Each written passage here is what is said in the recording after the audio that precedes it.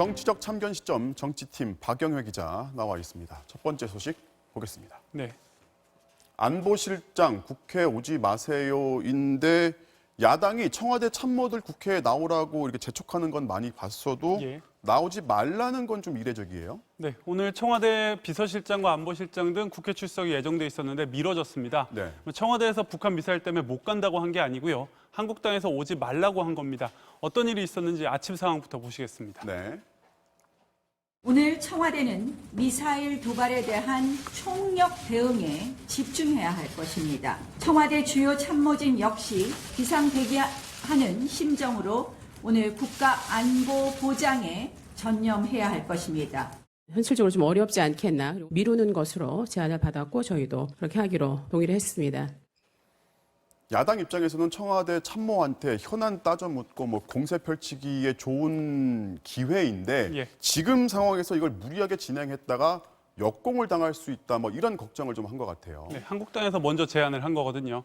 정치권에서는 지난 4월 강원도 고성 산불때의 학습 효과가 있었던 것 아니냐 하는 얘기가 나왔습니다. 네. 그때 어떤 일이 있었는지 영상으로 다시 상기해 보시죠. 네.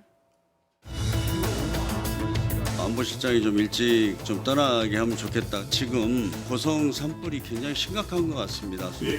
네. 저희도 정의용 안보실장 빨리 보내드리고 싶습니다. 청와대 한번 부르기 쉽습니까? 마치 우리가 무슨 발목 잡기 하는 것처럼 필요한 거. 아직도 질의하실 분 계십니까?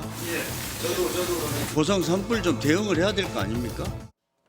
네, 이렇게 못 가게 붙잡았다가 큰 비판을 받았었는데 오늘 같은 날 북한이 미사일을 쏜 날 NSC 상임위원장이기도 한 정의용 안보실장을 다시 국회로 부르기는 좀 어려웠을 겁니다.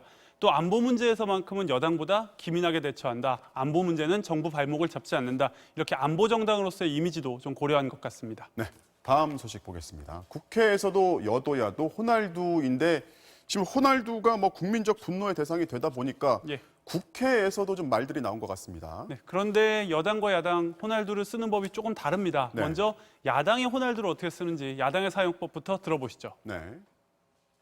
김정은과 호날두의 공통점이 하나 있습니다. 대한민국을 호구로 알고 있습니다. 김정은 이름을 김날두로 바꿔야 되는 거 아닌지 모르겠습니다. 호날두가 중국에서는 풀타임을 뛰고선 한국에선 1분도 뛰지 않고 축구에 국한된 일이겠습니까? 대한민국의 외교가 고립무원의 지경에 이르고 있습니다. 오죽하면 호날두까지 대한민국 국민을 능멸하고 있습니다. 그러니까 각국이 해외 여러 나라들이 우리나라를 호날두처럼 무시하고 있다. 이렇게 언급하면서 이제 우리 정부의 외교 통일 정책을 비판하는 겁니다. 자, 호날두가 여러 가지 상황에서 등장을 하는데 여당은 호날두를 또 어떻게 활용하고 있습니까? 네, 여당은 한국당이 호날두처럼 좀처럼 나타나지 않는다고 비판을 합니다. 무슨 얘기냐 하면 패스트트랙 충돌 관련해서 오늘 경찰에 나왔던 민주당 신경민 의원 발언으로 들어보시죠. 네. 노쇼 호날두 정당이 아닌가 이렇게 생각이 됩니다. 호날두 정당을 그만지향하고 메시 정당으로 거듭 태어나기를 바랍니다. 국민의 추경 처리 요구에 벌써 3개월 넘게 노쇼 정치로 일관하는 자유한국당의 태도는 손 한 번 흔들어주지 않았던 호날두보다 훨씬 더 분통 터지게 합니다. 네, 장외투쟁으로 한동안 국회에도 안 나왔고 또 패스트트랙 수사할 땐 경찰에도 안 나오고 이렇게 한국당을 호날두와 비교하는 겁니다. 자, 아무튼 호날두는 한국에서는 좋은 일에 언급되지는 못할 것 같습니다. 자, 잘 들었습니다. 지금까지 박영회 기자였습니다.